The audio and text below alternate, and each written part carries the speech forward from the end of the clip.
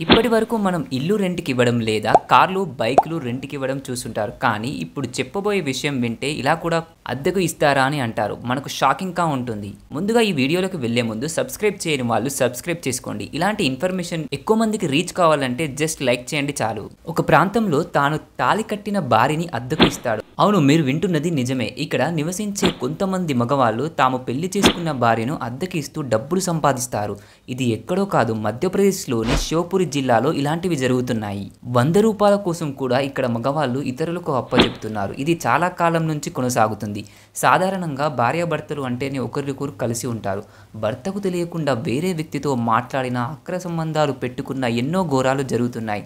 కానీ ఇక్కడ మాత్రం భర్తే స్వయంగా డబ్బుల కోసం ఇతరులకు అప్పచెప్తున్నాడు. డబ్బున్న వ్యక్తి ఇంటికి పంపిస్తున్నాడు. సరైన చదువు లేని కారణంగా, పేదరికం కారణంగా ఈ ప్రాంతంలో ఇలా చేస్తున్నారు. ఇక్కడ ఉండే ధనవంతులు వారికి నచ్చిన మహిళని అడిగినంత డబ్బు ఇచ్చి తీసుకెళ్తున్నారు. ఇక్కడ ప్రతిదీ ఒక రూల్ ప్రకారం జరుగుతుంది. 1000 రూపాయల నుంచి 1,00,000 రూపాయల వరకు కూడా డబ్బు పెట్టడానికి వెనుకాడరు.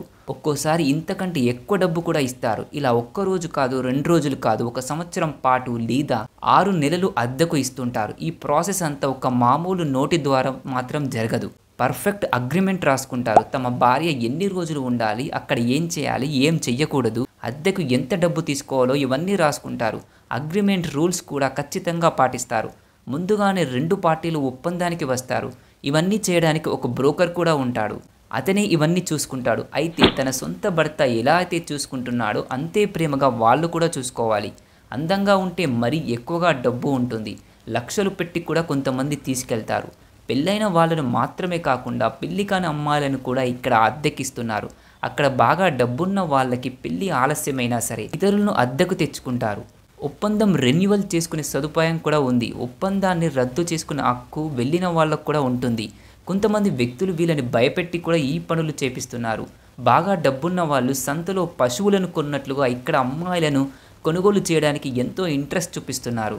ఇంత జరుగుతున్నా అక్కడ ఏ ఒక్క అధికారులు పట్టించుకోరు. ఒకవేళ యాక్షన్ తీసుకున్నా అక్కడి వాళ్ళు ఇది అంతా ఎప్పటి నుంచో జరుగుతున్నది, ఇక్కడ మామూలే అని సమాధానం ఇస్తారు. ఏ ఒక్కరు కూడా కేసు పెట్టడం లాంటివి ఏమీ ఉండవు. ఫ్రెండ్స్, ఈ వీడియోపై మీ అభిప్రాయం ఏంటో కామెంట్లో చెప్పండి. వీడియో నచ్చితే లైక్ చేయండి.